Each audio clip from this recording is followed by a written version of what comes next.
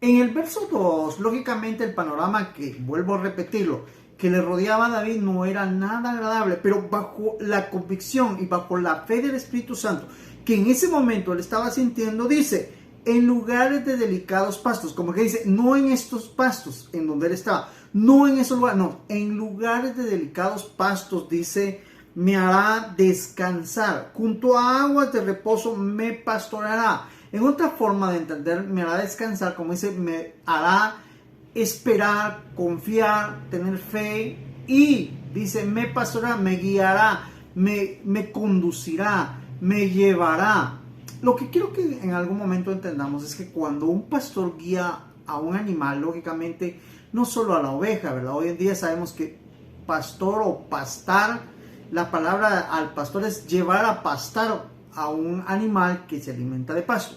Entonces, tenemos que entender que el pastor o la persona que guía a los animales a comer, a deleitarse, que es el alimento que van a recibir, lógicamente David está usando esa figura porque él era pastor y él tenía esa delicadeza, ese cuidado para aquellos animales que su padre le había delegado que él debía cuidar. Entonces, si David de cierta manera desarrolló esa delicadeza, ese cuidado, él en su corazón, bajo la unción del Espíritu Santo, siente la convicción que el Señor también lo va a llevar de esa manera.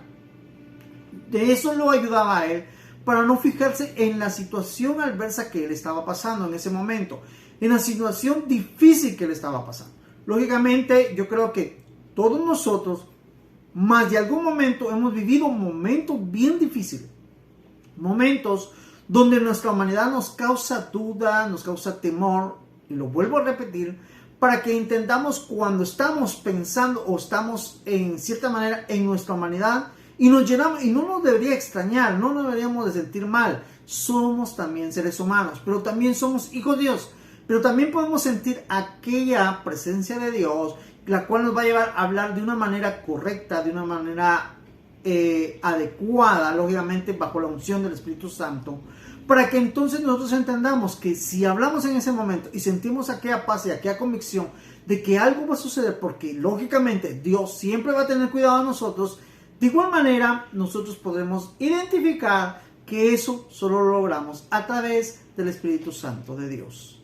En el verso 3, David sigue hablando de algo tan esencial, porque dice, confortará mi alma y me guiará por sendas de justicia por amor de su nombre. Como que dice, por lo mismo, como Dios mismo se da a conocer a nosotros como nuestro pastor, se da a conocer como nuestro maestro.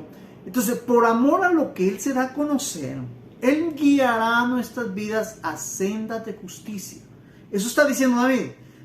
Confortará mi alma, como que dice, abrigará mi alma, animará mi alma, guiará mi alma, cuidará mi alma. Está hablando de su ser interno. Lógicamente también tenemos que entender, una de las cosas tan esenciales que el Espíritu Santo de Dios nos va a hacer sentir es que la convicción, el poder primero el poder del Espíritu Santo, estoy hablando de eso, o la fe que el Espíritu Santo pone en nuestro corazón, se dará primero a nuestra alma, como que nacerá de nuestro interior, de nuestra fuerza, del soplo de vida que hoy existe en nosotros. Desde ahí vendrá, nosotros sentiremos esa fuerza, esa convicción, ese ánimo, ese deseo de hacer lo que estamos haciendo cuando a veces las situaciones son difíciles. Lo sentiremos de una manera tan poderosa, tan fuerte, y a eso se estaba refiriendo David. Estaba diciendo que realmente por amor a su nombre, por lo que Dios se ha dado a conocer, por lo que caracteriza a Dios, por las cualidades que Dios tiene, por ese amor, por eso mismo que Él es para nosotros, Él nos guiará a sendas de justicia, a sendas correctas, donde Él quiere que nosotros estemos. Esto es en sí lo que David quiere que nosotros captemos al leer este verso de la Biblia. En el verso 4, después de que David está hablando con convicción, empieza lógicamente en su vanidad a percibir lo que está alrededor. Y por eso dice, aunque ande en valle de sombra de muerte, a él lo andaba buscando Saúl para matarlo. Aunque yo ando en un valle de sombra de muerte, como que se me andan siguiendo, me quieren matar, aunque yo ando en una situación de parece que donde se acabó todo, se terminó todo, ¿sí? Dice, no temeré mal alguno, porque tú estarás conmigo. Tu vara y tu callado me infundirán aliento, ánimo, deseo, fuerza, poder. Tu vara y tu callado.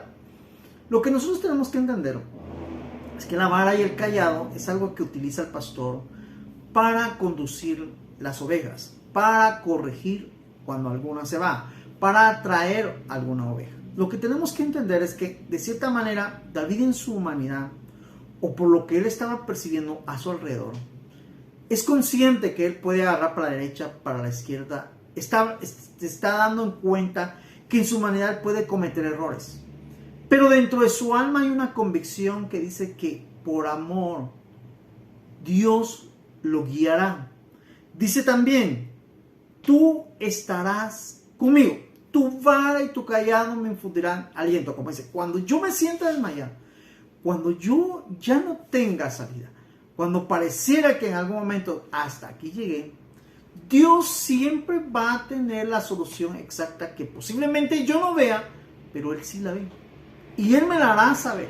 Ahora, yo quiero que entendamos esto porque yo creo que todos hemos tenido escenas muy difíciles. En mi caso, siempre que tengo una escena difícil, y lo he dicho y lo vuelvo a repetir, digo, esta escena difícil solo es para volver a ver y para que mi corazón entienda, óigase bien, que yo dependo de Dios.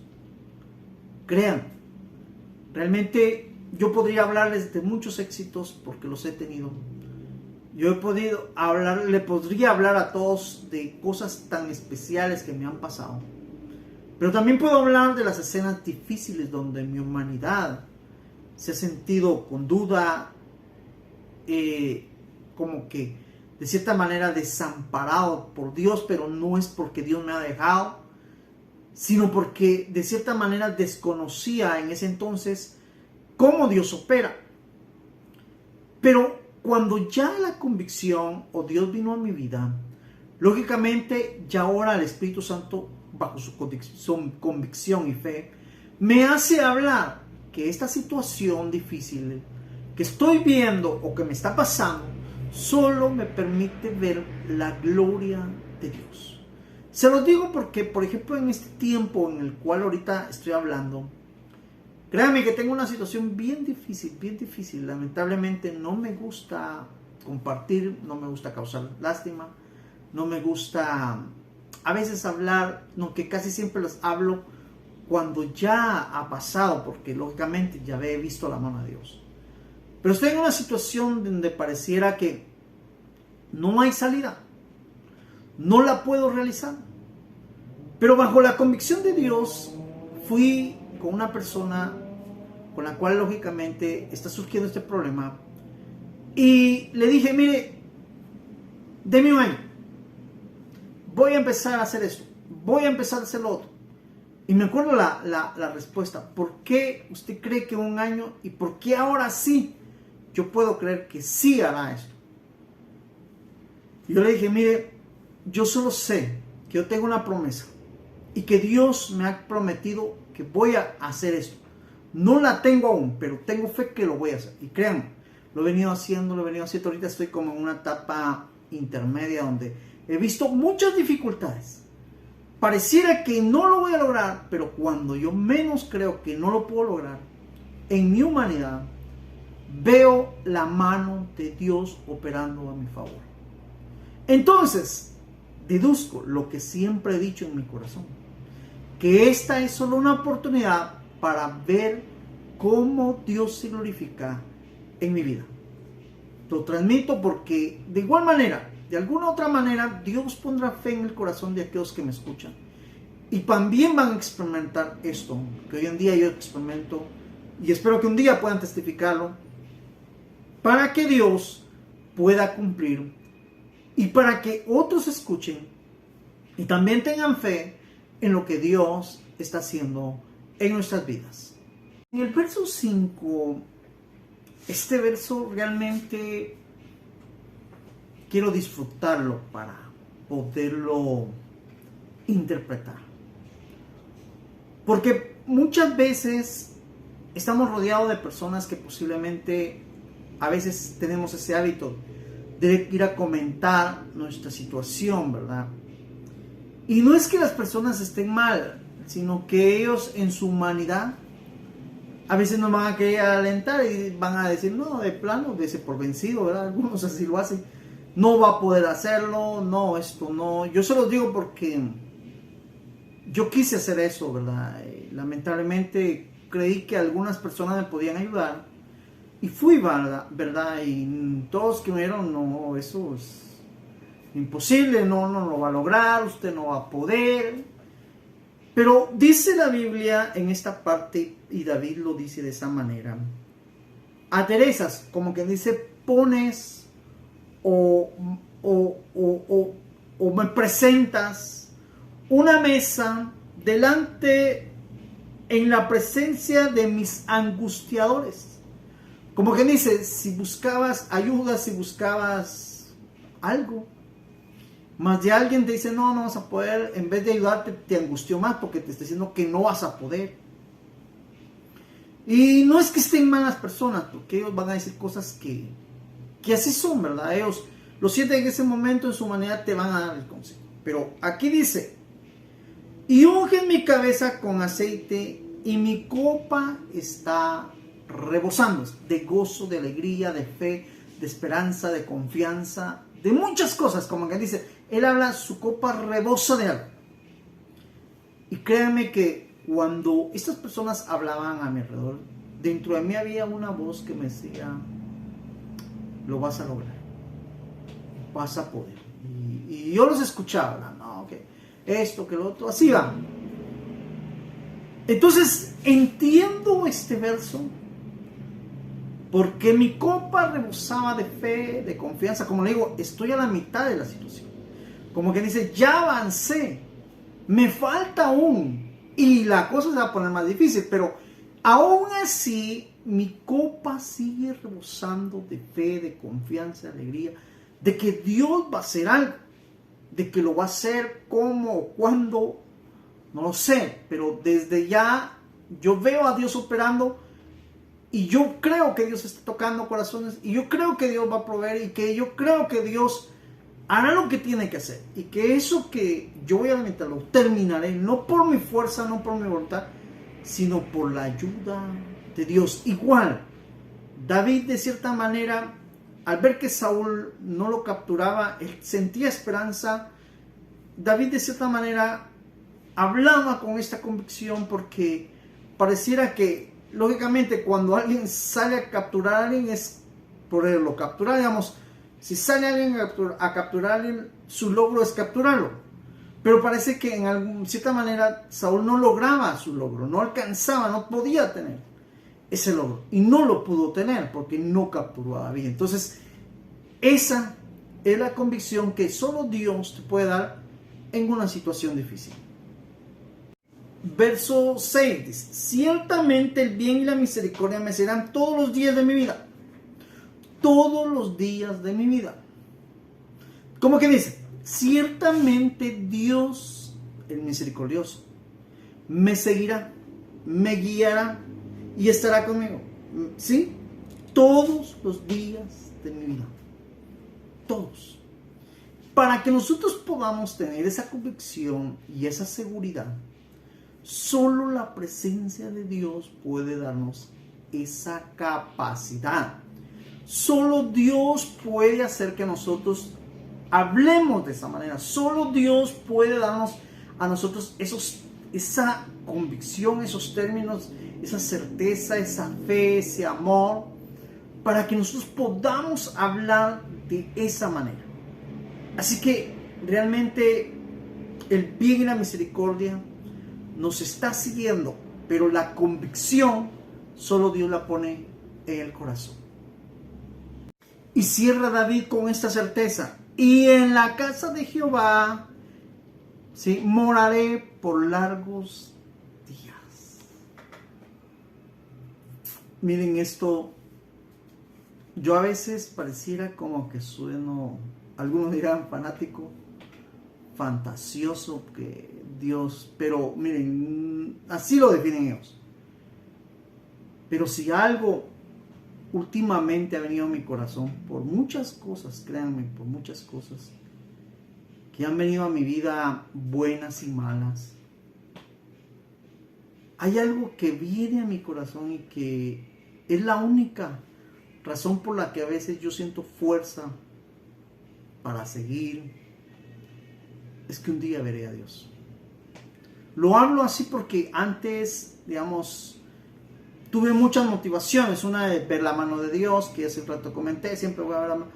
Pero últimamente, por muchas cosas, porque tenemos que aprender a veces a entender que cuando nosotros pecamos nos alejamos de Dios, que cuando nosotros cometemos errores, pareciera que el pecado nos alejó de Dios, y es así, ¿verdad?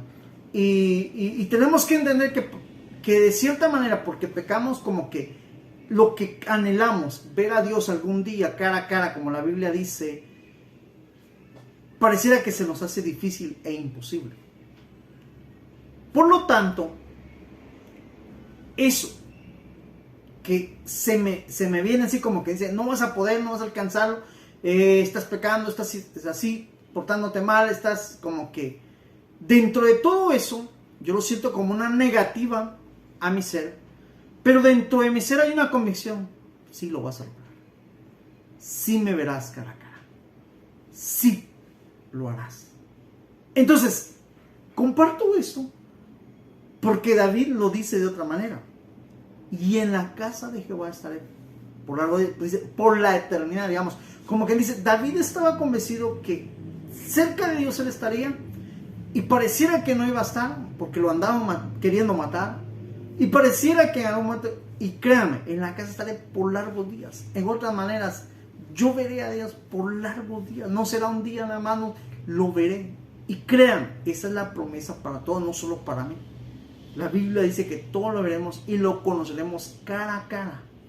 Como en algún momento nosotros nos conocemos con otra, así Dios, podremos ver a Dios y conocer a Dios. Y ese ha sido mi anhelo y lo comparto, y creo con todo mi corazón que esas convicciones que hoy vienen a mi vida no son humanas, porque lógicamente mi carne no desearía las cosas de Dios, porque he sido criada para pecar. Aunque no era el plan, pero cuando entró el pecado, eso fue lo que le contagió el pecado. Pero tenemos que entender que mi alma siente la convicción, siente la fuerza, porque la presencia de Dios está en ti. Si tú sientes lo mismo, cada vez que de cierta manera cometes un error o haces, créeme, la presencia de Dios te está echando porras, te está animando, te está diciendo, sigue, cree, confía, espera. Dios de alguna u otra manera hará lo necesario para que tú alcances lo que tú tanto anhelas alcanzar. Nehemías, la presencia de Dios en el corazón. Introducción. El libro de Nehemías proporciona el enlace necesario a la historia del Antiguo Testamento, cuando los judíos exiliados regresaron a su país provenientes de Babilonia. Este libro cubre el tercer acontecimiento del regreso de exiliados a Jerusalén y a Judá, según lo entendemos en Nehemías 2:6. Entonces el rey me dijo, ¿cuánto durará tu viaje y cuándo volverás?